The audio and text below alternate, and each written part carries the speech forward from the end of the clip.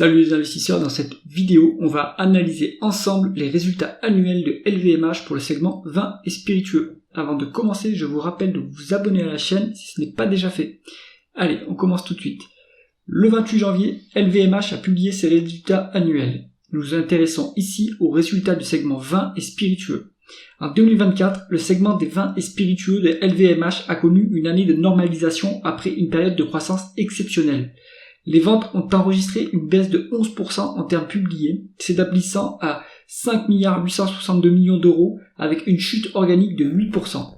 Le résultat opérationnel courant a également diminué de manière significative, passant de 2 109 millions d'euros en 2023 à 1 356 millions d'euros en 2024. Une chute de 36% principalement due à des effets de change défavorables et à la stabilisation de la demande.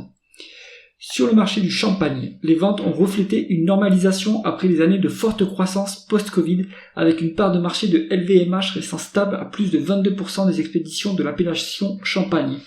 Les ventes ont été affectées par une récolte réduite en Champagne, conséquence d'un été peu clément. Toutefois, l'inauguration d'un nouveau site Ruinart à Reims et l'expansion internationale de Château d'Esclans, en particulier aux États-Unis, ont été des points positifs.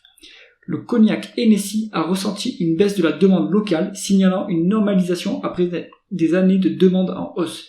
Pour contrer cette tendance, LVMH a innové avec le lancement du whisky Sir Davis en partenariat avec Beyoncé Knowles Carter et continue de développer des marques comme Glenmorangie et Ardbeg.